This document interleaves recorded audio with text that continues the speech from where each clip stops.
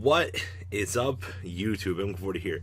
The long-awaited Harpie list has finally been revealed this morning, coming off of the French Legacies channel for everybody. So, I've had multiple requests to talk about this and kind of cover what was going on with this list. And the first thing I want to say is congratulations to Nacer for even making it this far with Harpies. I know a lot of players are probably still discounting this as some sort of fluke. Even I am, to a degree. But I was curious to see what was going on in Mr. Karma's build here. Like, why were Harpies able to find success at this point in the deck's career? I know many players have been trying to find success with Harpies, don't get me wrong, but there's got to be a reason. Well, one of the first things that we do see in here is he is taking a page out of the Utopia book and playing Yield Double or Nothing. So the combo with this is you make Utopia double, and then you detach a material from this card to add a double or nothing for your deck to your hand. And then you get to special summon a Utopia Xyz on top of this. And then that monster's attack becomes doubled. So then you have a 5,000 Utopia, you attack, you negate his own attack, then you double or nothing, make him 10,000. You basically OTK your opponent through that, which is pretty cheeky, don't get me wrong. It's not always going to be, capable of happening. But when your deck has a built-in win con like that, why not take advantage of it? You know what I mean?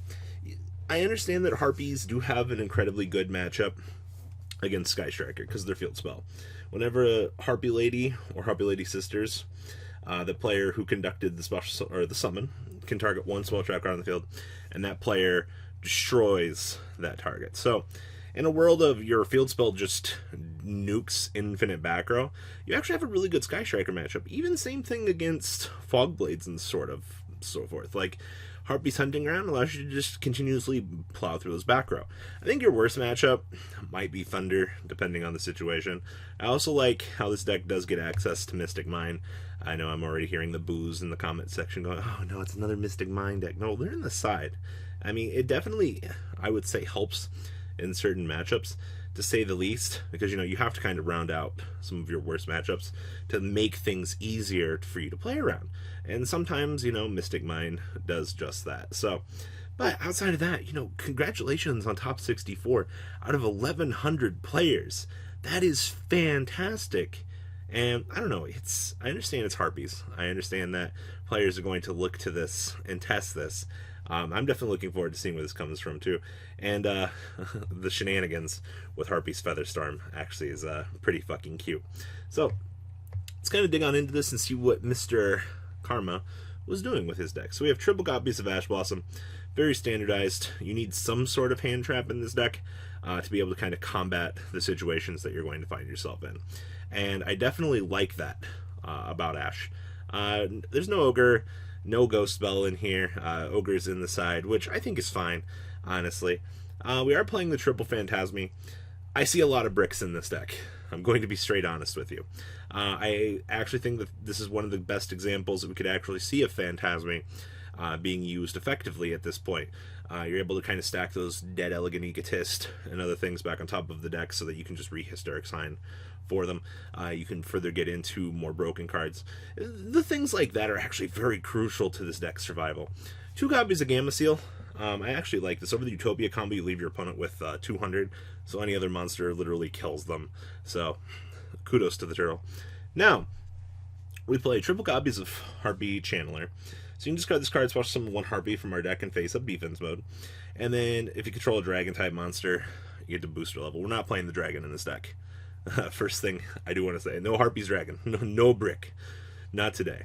Now, we do have the triple copies of the Harpie Harpist. This card names becomes Harpie Lady while on the field or in the graveyard, and then you can only use each effect for once per turn. So when this card is normal summon, we can target a Winged Beast monster we control, one other face-up card our opponent controls, bounce them to the hand, and then during the end phase, if this card is in the graveyard because it was sent there this turn, we get to actually recruit for a level 4 Winged Beast monster with 1,500 or less attack from our deck. So this is basically a Dark Soul, and it actually has bounce ability with the opponent. Now, this card's name is always treated as Harpie Lady. Of course, you guys know the ruling between Harpie Lady 1, 2, and 3. They're all Harpie Lady, so you can't play base Harpie Lady. But she basically turns everybody into a plus 300 statted monster, which is actually pretty fucking cool for this deck. She's 1600 on her own, and she's a great extender. Then we actually got the Harpie Perfumer. This card's name becomes Harpie Lady while in the field or in the graveyard. When it's normal or special summon, we get to add a spell or trap card from our deck to our hand that specifically lists Harpie Lady Sisters. Sad face. In the text, and if we control a level 5 or higher Harpie monster, right, we don't care about that. That doesn't come up all that much. And then we do play the one copy of the Queen to discard to search for the field spell. Queen's value just really isn't as there anymore, honestly. I mean, the field spell's still good, but it's not like it's the win con or anything of the deck anymore. Now we do play the one copy of the Alluring Mirror Split.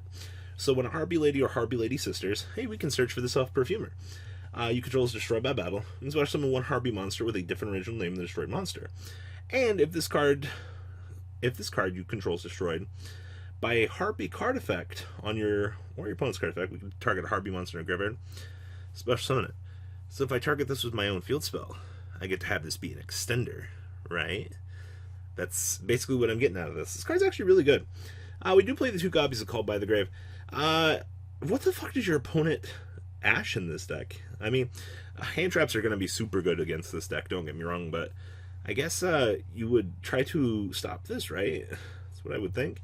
Now, of course, one double or nothing for those beautiful OTK scenarios when you're just trying to push your opponent over the edge and win the game. And then triple Elegant Egotist. If a Harpie Lady is on the field, we can special summon one Harpie Lady or Harpie Lady Sisters from our hand or deck. So, hello extender. I love it. It's so good, actually.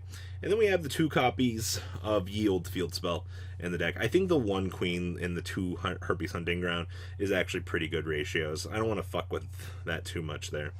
Now, the best card this deck has to offer is the Hysteric Sign. So when this card is activated, we can add one Elegant Egotist from our deck or graveyard to the hand. During the end phase of the turn this card was sent from the field to the graveyard, we can add 3 Harpie cards with different names from our deck to our hand. This card is actually insane value for this deck. I love this. Now, we do play the triple copies of Pot of Desires. The fact that this deck is actually 50 cards, I think, is going to detour people, but with Desires, I mean, you're gonna really waste your resources and things like that desiring. So, once again, this card allows you to kind of get to more turbo ability. Just be careful with the timing on this. 2 Super Poly, I definitely like this. This actually solo answers a lot of the issues that this deck had in the format. Being able to just... There will be a point where you're going to have dead cards in your hand. And being able to just kind of use that to fuel the Super Poly makes life all the better for this deck. And then, of course, the reason why this deck is good is triple evenly matched.